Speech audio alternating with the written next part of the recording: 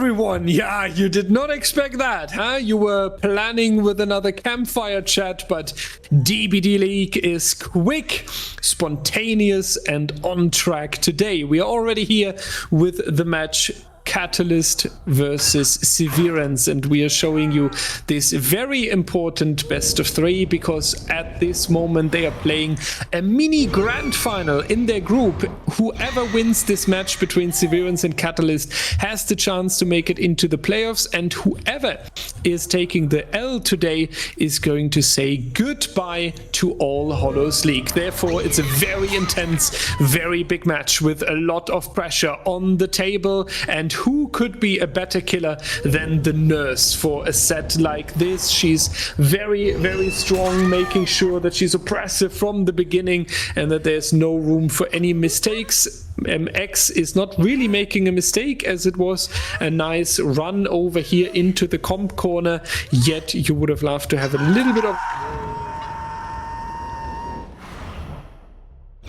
Yeah, nice first hook here for Ward on the Nurse. Nurse Wrecker's Yard is a devious set that I don't think we've seen before on this map. So MX going to be going up on the hook first in the match, and now we're going to have Ward going towards the shack area, looking for his next survivor to chase.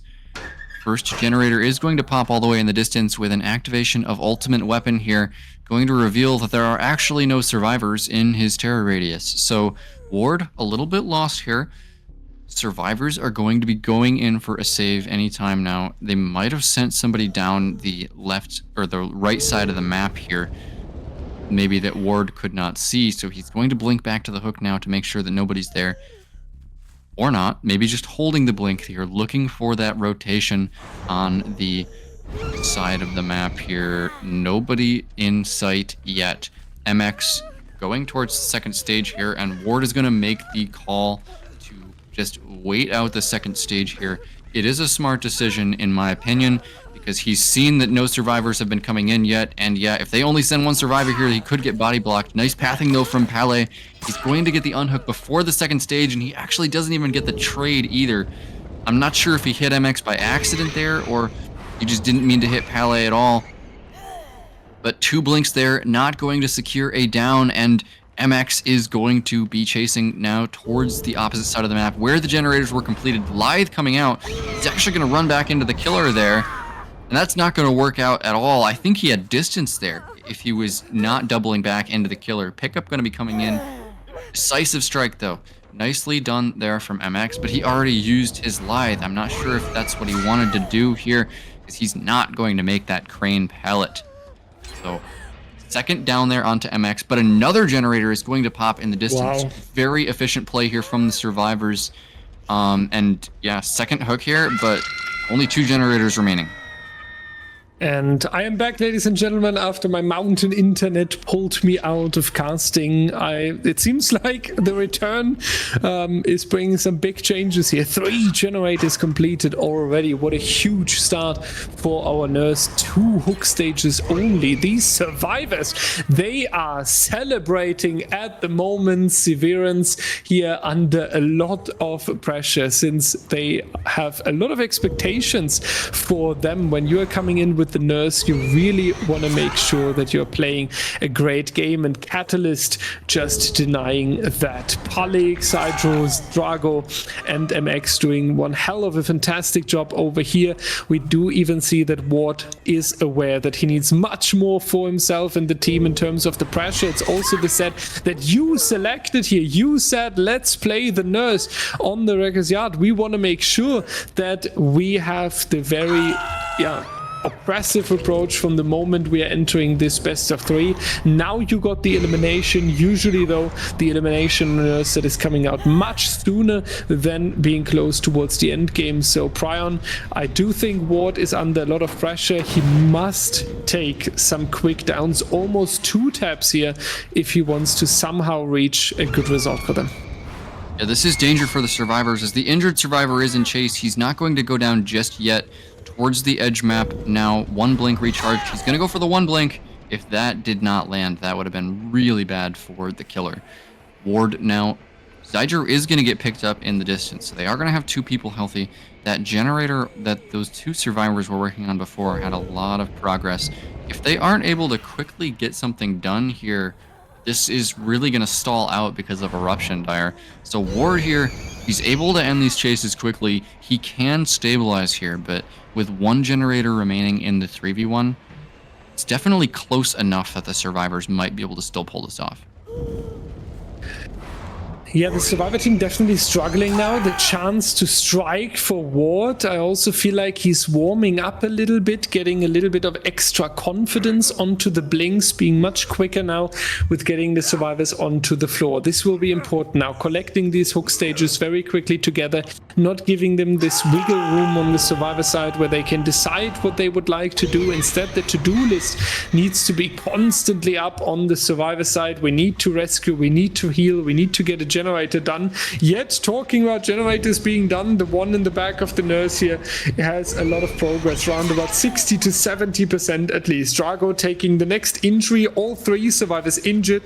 So the snowball strategy, this is how we competitive gamers name or flag a strategy where you are chaining multiple downs and injuries together to optimal pressure, is really possible right here on the edge map tile again. And the second time this match, it is a very, very safe area over here because the survivors are turning it successfully into one. Very beautiful to watch that they are able to make themselves a nice step. Drago going onto the floor here though, but we see the full heal in the distance. So I do think that our survivor team is more than happy with what just happened here.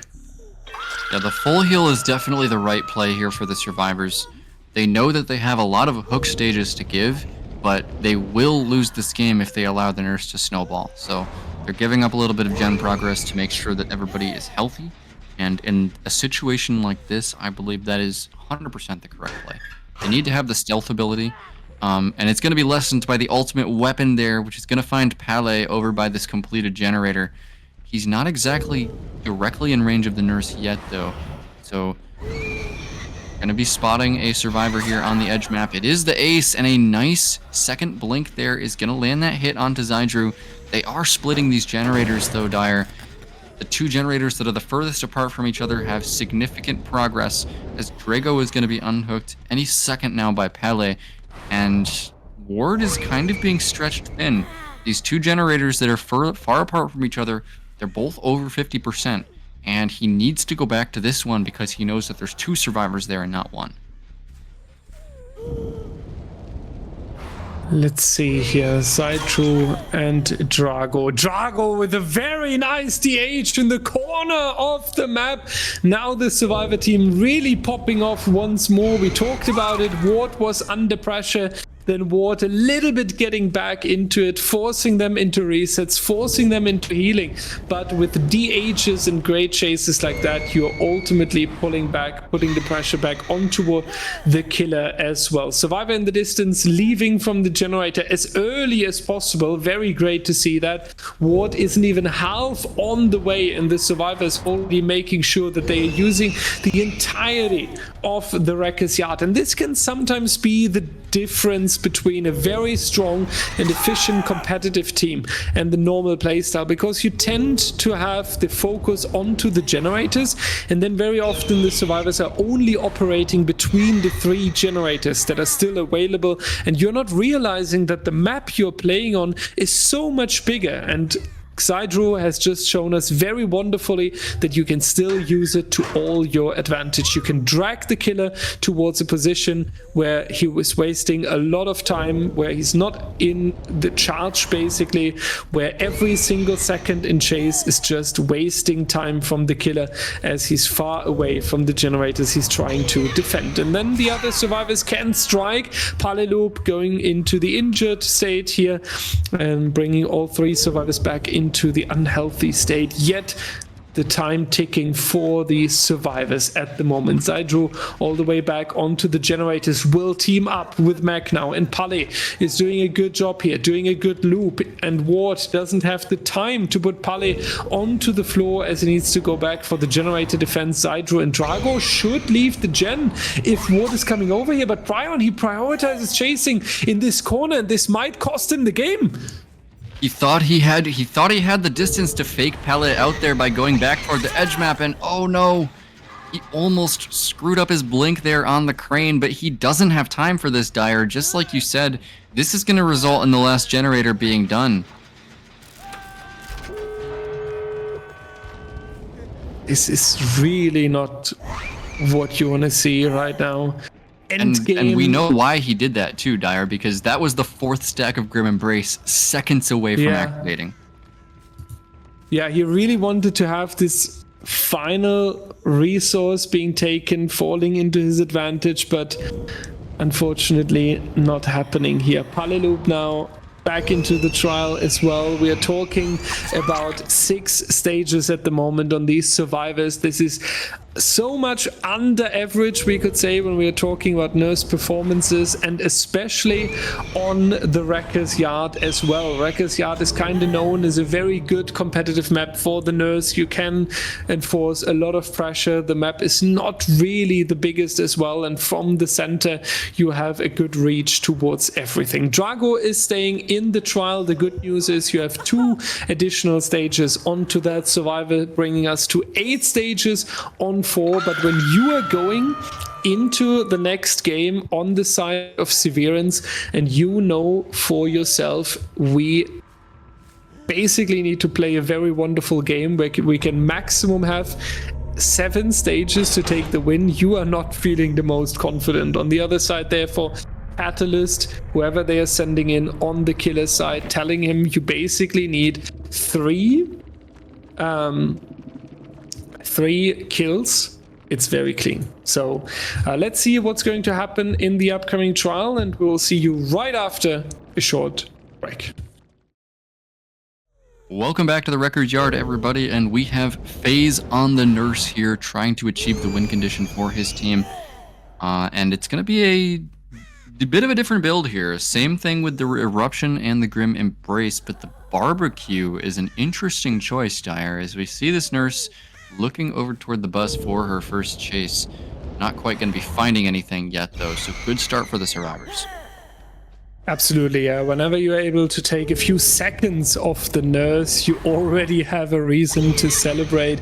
Usually it's an instant chase. Very often you have the first down before the entire survivor team even had a chance to organize themselves on the generator, spread the pressure. So good start so far for the survivor team. FaZe here going to make sure that he's getting the pressure somewhat soon, as Hanu, Cartney, Ward and Potato are drastically taking advantage from a slow start from the Nurse here, as the win condition is relatively difficult for the survivors. Only 9 stages are enough for FaZe to take the win, meaning 7 stages max for the survivor team if they want to take the first set point here. Hanu, a long time DBDLeague staff member, he retired at the end, but our hearts are still with him. Sad to see that he's going on to the first hook right here. Yet a good start for FaZe. And Prion, let's talk about the Barbecue real quick. It's getting more and more famous in all Hallows League,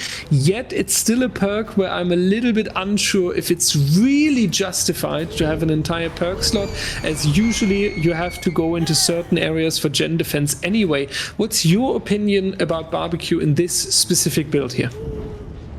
What I think about it, Dire, is that it might be particularly effective on Wreckers for the Nurse set, simply because these Nurses, we're seeing a lot that they are intending to hook in the deep pockets of the map. So Barbecue is kind of showing them who is across. I mean, they don't expect anybody to be stealthing near the hook when they hook this deep into the map. So maybe that's what the Barbecue is for. As we see a trade coming in for Ward, and Hanu taken off of the first hook. The Barbecue is going to give him more aura reading, as though, as the survivors here, they also want to go into these deep pockets to die. So that's just going to contribute even more to the value of barbecue. We just aren't sure yet if that value is actually going to convert into anything. He's seeing the auras, but we're not sure if he's going to do anything with them yet. As he does find another chase here, potentially onto Cartney. Not going to take it though. He's going to go and kick more gens with Eruption because Ruin has already been taken out of the trial. Yeah, this is the worry sometimes, right? You have this information with the aura reading. If you can really strike is the other question. Who's definitely striking right now is Ward, getting himself off the hook back into the game here. Very good move for the survivors. They don't need to send an extra rescuer over, saving the time and being able to put that into the generators. Ward over here trying to fake a double back, getting out the first on the first blink of phase, and then afterwards not having enough distance anymore as the nurse to get into the down here. Ward on a good run with all the deliverance play, able to make a nice move, and then the sprint coming out when they are about to go down. Very beautifully executed here. That's punished by a generator, and after that the pallet is coming in as well, and Ward is running and running across the entirety of the Wrecker's Yard, baiting face into the corner of the map, saying goodbye buddy, I'm going over towards the fun bus and I'm going to show you more of the Wrecker's Yard. FaZe is overwhelmed. FaZe cannot get the down. FaZe is just at this point walking behind the survivor to get any sort of advantage, and eventually this cruel chase is coming to an end, but this will have more punishment than just a half of a generator.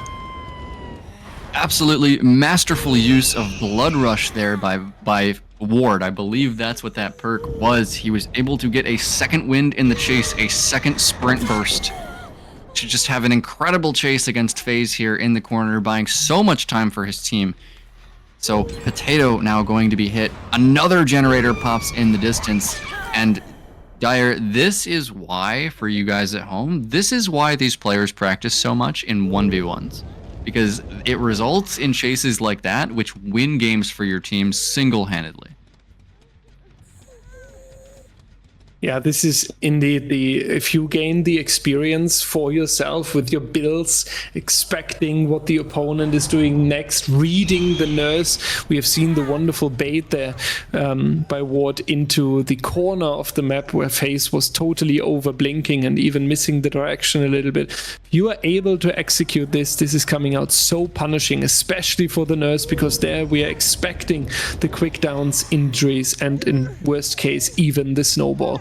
Ward, though, very understandably facing the camp here, needs to be executed immediately as some sort of revenge onto that survivor. Henu, Cartney, healthy survivors. Potato is injured at the moment, will be a little bit easier to locate, but the survivors already through generator number 5 and Prion, I think they are able to get enough stages out of the door if they are not ending in a chaotic end game, which it seems to at least have the potential for, since Henu and Cartney are being located here on the floor.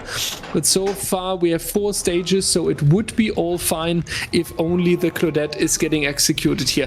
Prion, do you think it's fair to say that Ward just won this set for his team here? Yeah, I wouldn't want to discredit the other survivors that were super efficient on gens and also had decent chases of their own, but Ward definitely brought it home for his team there. That chase was the game-winning moment, absolutely. So yeah, I would definitely put him as the MVP, with that chase being the crowning achievement for his team. Yeah, MVP medal is being handed out for this very wonderful trial. Cartney saying goodbye to us here. Henu and Potato are going to leave the trial, and I must say this is going to come out very sad for Team Catalyst here. They were coming in, they played somewhat of a decent first trial, and then of course you're having expectations and you're having the hopes that you are able to do that. You have put the other team under quite some pressure, and then Severance is coming out and making the win happening. Very good work here from them. Ward with such a strong trial on the survivor side, and then also ultimately, of course, on the killer side as well, where he made sure that the other team is going into the pressure. So first set coming out for Severance here. We are going to move forward towards the Mastermind. Prion Mastermind, something we can be excited for, as it's one of the most loved killers, we could say, in the competitive environment. The teams are enjoying him so much. Catalyst under pressure now with the Mastermind coming up first. What do you think? Is that influencing the gameplay style a little bit? Will we try to see an aggressive Mastermind potentially with slugging? Or is it the better approach right now to just ignore set number 1 and play what you prepared? In the case of the Mastermind, it is a much loved killer in comp, but the longer he's been out for, I think, for just years now, the more he's been figured out in Chase. His relative strength has been going down and down in the opinions of comp players, with some comp players that I'm friends with saying that he needs to be not having decisive strike used against him in trials and balancing decisions like that because he's just too weak. So I don't think a Mastermind player would go for a 4 slugging strategy. I think most players have come to terms with the fact that our competitive survivors are extremely good against him in Chase, and they just need to play normally and take what they can get. Interesting to hear that. So the curse of being loved as a killer, but yeah, it makes sense, right? The more often he's played, watched, and analyzed, the more knowledge is there on the table. And if you have any collective knowledge on the teams, then it's here in DBDL. So we are looking forward to what the teams are showing us. We're going to get up the Mastermind ready to go. On which map is what you're going to find out in just a second, and we'll see you after a short break. Welcome back, everyone, to the Mastermind. And you might ask yourself, what maps are we seeing in AHL? Well, this one, Sanctum of Wrath, is not going into our responsibility because this was picked by the team that selected the Mastermind. Set 1 and 2 are decided by the teams, killer and map-wise. So Catalyst thought that Sanctum of Wrath is going to be the good idea here. Severance 100% with a little bit of surprise at least. Yet we heard from Prion very wonderfully. The Mastermind is known. There's a lot of counter strategy. Even more impressive, therefore, that FaZe is getting such a quick down and also a hook into the basement. Prion, that doesn't seem to be a clean start for Henno. Yeah, really unfortunate there for Henno, because he had to deal with all of his pallets being hit with Blood Favor, and then also having to guess whether or not FaZe is using Egg. So to increase the window between his 2 bounds. And yes, FaZe is using Egg, so Henno is going to go down as he tries to run away from the blood-favored pallet. But now that will be called out to the other survivors, and they should be able to take better pathing between his 1st and 2nd bound now that they know that he has Egg. Yeah, Severance here, we talked about it briefly during the break, setting themselves up for a potential 2-0. Keep in mind, everyone, whoever loses this game right here between Catalyst and Severance will be out of the tournament. The other team that is taking the W is having a chance to make it into the main stage. Therefore, we are, from the context, in some sort of a mini grand final in the group at the moment. And even more unfortunate it is when you're winning set number 1 and then right after that you are not able to establish your dominant advantage that you were bringing in. FaZe camping the staircase over here. I do think the survivors are somehow expecting that, therefore we should see a punishment onto the killer by getting a significant amount of gen pressure. FaZe even staying around, so expecting that the survivor is already over here, and that was indeed the case. They've rotated away once Henno called out that the survivor is still being guarded in the basement. 50% on the generator over here, so the efficiency is there, yet we don't. Okay, there's the first completed generator. I was getting a little bit worried though. Ward should have enough time making it into the basement, but decides to go into a little bit of looping here. Prion, I hope that they get Henno rescued from the hook here, because right now it's really looking tough. Dangerous for Ward there to even take chase on the Shack. The Mastermind is so strong at Shack compared to other killers, and he's barely going to get the trade there as he got bounded into the edge map there. And Blood Favor is gone from the trial, so that is at least going to get Henu out of the shack. But he's dead on hook at 4 gens left, and his borrowed time is going to be running out here. Next bound coming in. Looks like he's just going for mobility there, but it almost hits Henu anyways.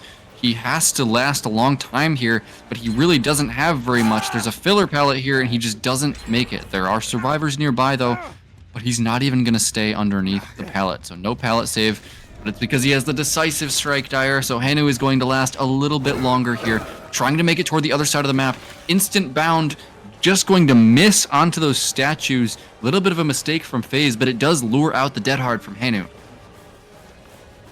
Henu now trying to fake the locker there. At least it looked a little bit like that, but unfortunately not able to go for a longer run. This is going to be the end for Henu, sacrificed on 2 generators remaining. The other survivors will now have the task to be brutally efficient on the remaining objectives, making sure that they are getting a chance to make it into the end game and get out of the Sanctum. Here, 1 survivor over here leaving the generator as quick as possible.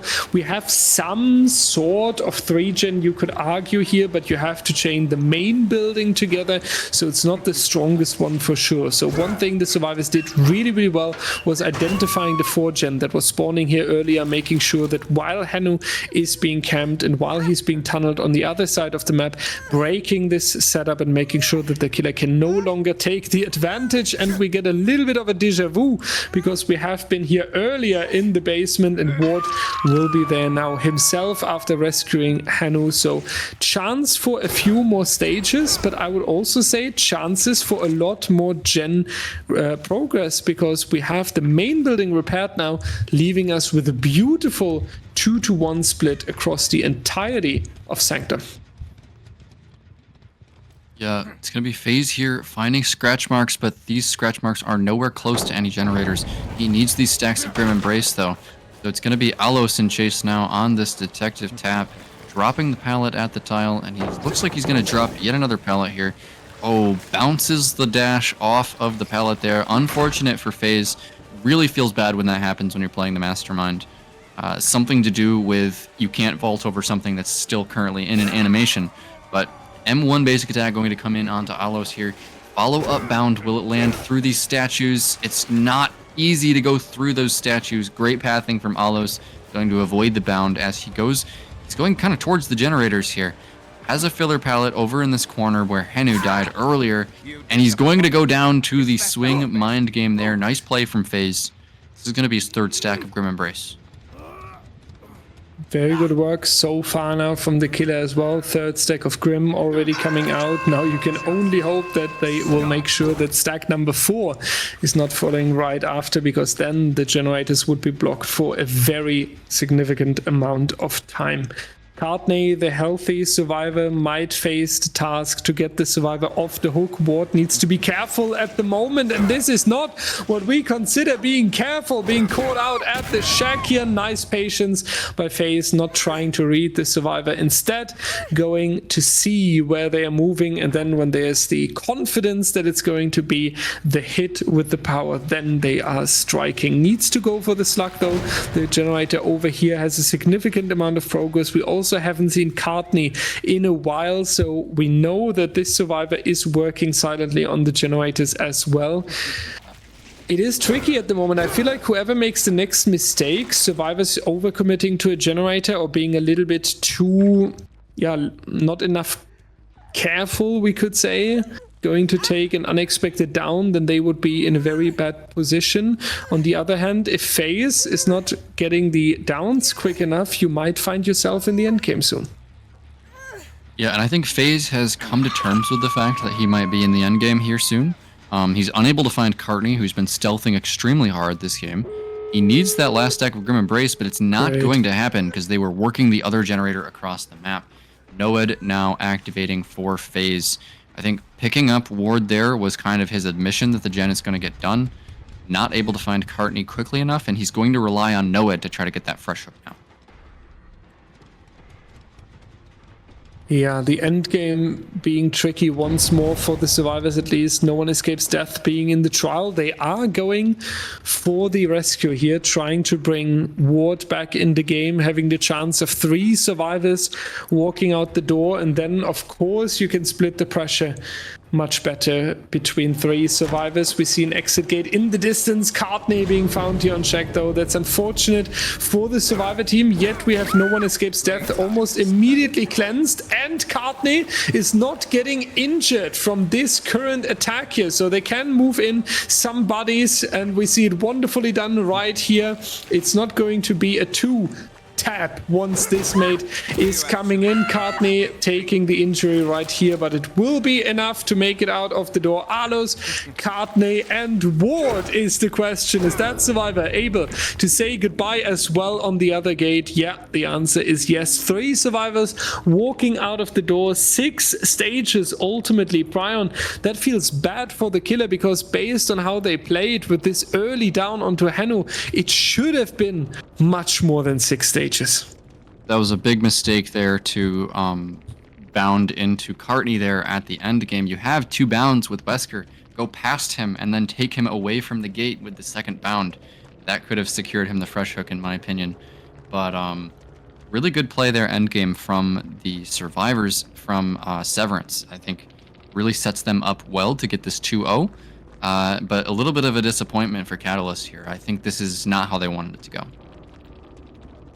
Yeah, very unfortunate turn for Catalyst. We need to make sure now that we are having some sort of comeback. We will see how they are able to do that. Catalyst definitely needs to address the situation. We will see you after a very short break.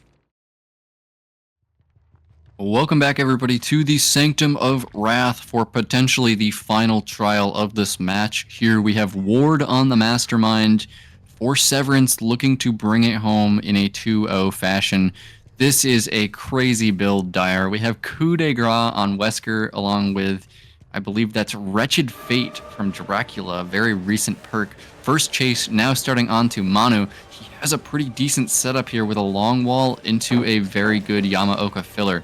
Bound coming out, and I think this one is going to land. Oh, he was just a little bit too hasty there with the second bound. I feel like that one could have hit Dire, and he needs to hit those to meet this win condition.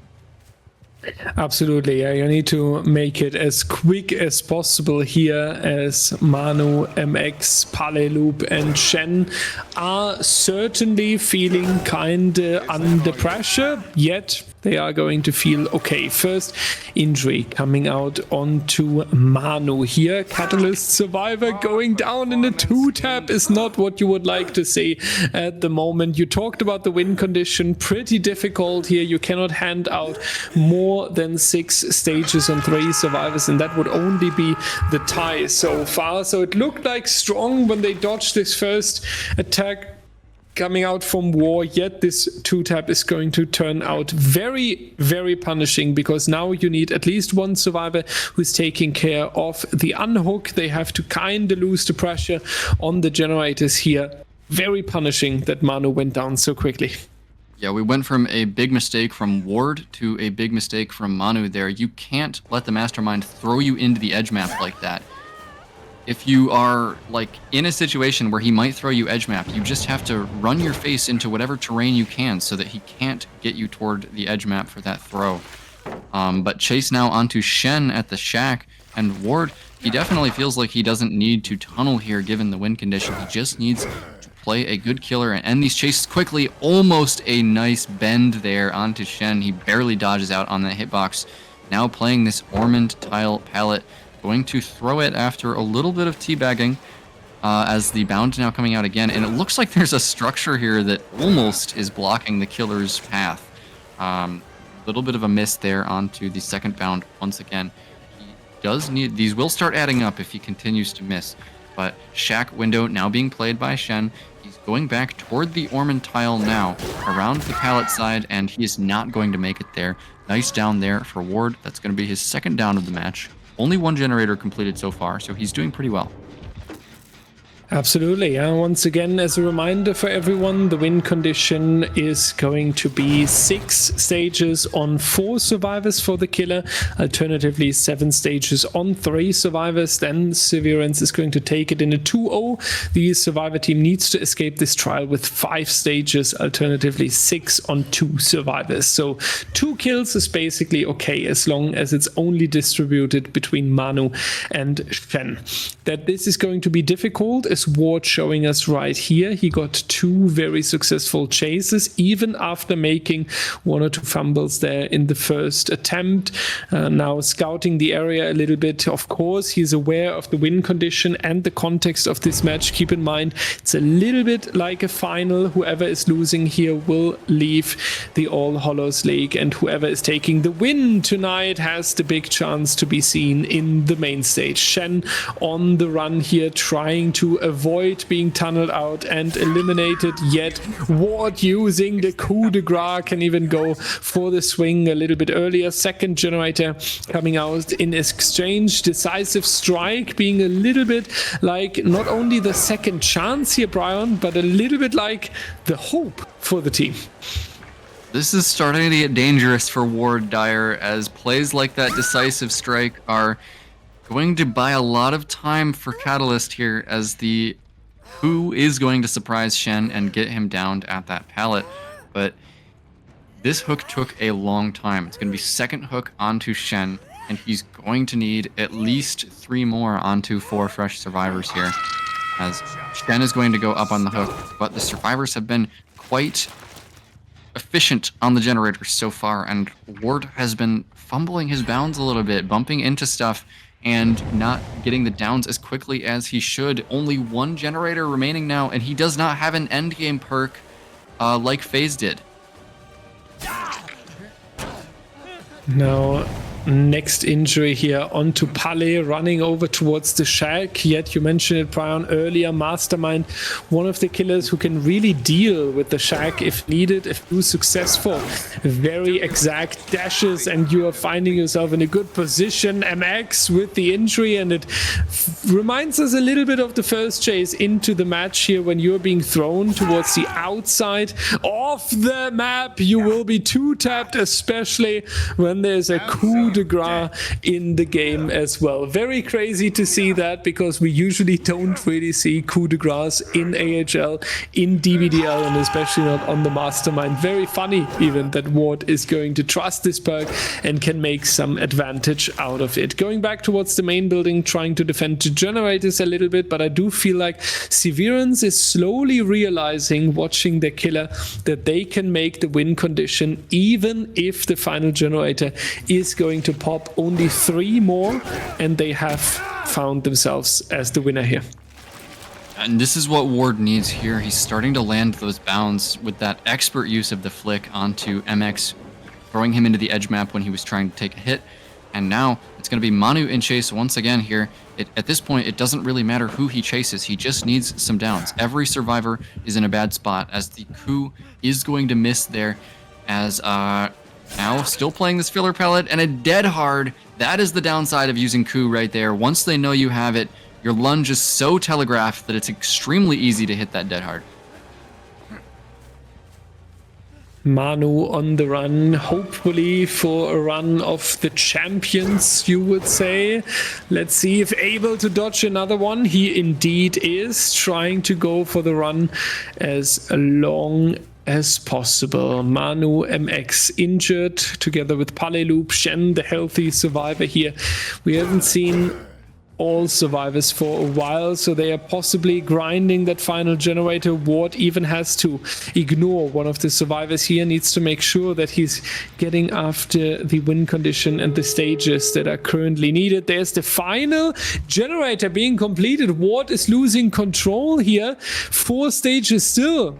Prion, we might see Catalyst taking it last second. He needs to find Paleloop immediately. If he's able to find and kill this Renato, he will win the game. And he's just unable to do it right now. Pale is stealthing really hard. We know he was working that generator by the hill, but we don't know his whereabouts now. We see lights on the door. It's being opened over here. And that's going to be not the survivor he's looking for here. The other door is also in play, but he doesn't. It is being opened. It is that door is being opened, but I'm not sure what progress it has on it. He needs to find Palais so bad here, Dire. The only survivor that will give him the win condition here, and he's found him. The door is so close, and he throws him edge map and doesn't get the down somehow. But now Palais going towards the shack. He's not going to make this window because of Ku, and this is the survivor he needs. If this survivor dies, then Severance will win this match. The basement is here, but all other survivors are alive and can get healthy for this rescue, Dire. This is really coming down to the wire. Coup de grace turning for the survivor team into coup de bras, because now the survivor is hooked in the basement.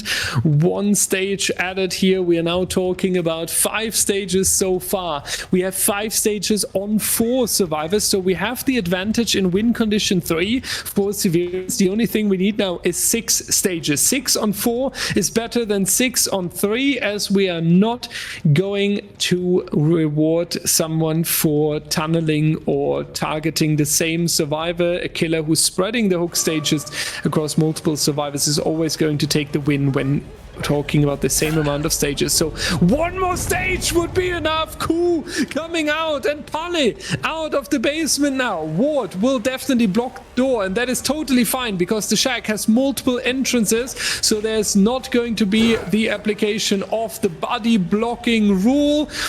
Is it going to be a successful dash following Ace with a perfect block here? And the survivors moving out, but Palinoop is staying in the trial with a photo finish a few centimeters away from taking the survivor into the end game, Mori. And that, ladies and gentlemen, is the difference between forcing a tiebreaker and winning 2-0 and even dropping from the tournament as the team here in this moment. Goodbye, Catalyst. The only thing that was missing to having a chance making it into the main stage have been 5 centimeters in the exit gate. Hold me, someone. What a finish, Dire. How? I need a replay on that. How did that bound connect with Palais there? An incredible finish for Severance. They're going to take this series 2-0 off of the back of an insane end game. I can't wait to see the replay on that. Yeah, I think the neighbors are just going to knock at my door in a second here, because this photo finish is now known at least across the entire town I'm living in. That was one hell of an insane fight. Thank you so much, Catalyst and Severance, for certainly one of the most fun matches that we have witnessed in AHL so far. Severance is going to take the win here, moving forward with a 2-0, keeping up the hope for the main stage. Very, very good work. Catalyst, we are saying goodbye to you guys, but you were amazing to watch. Great gameplay. Thanks a lot for making all Hallows League as unique as it was.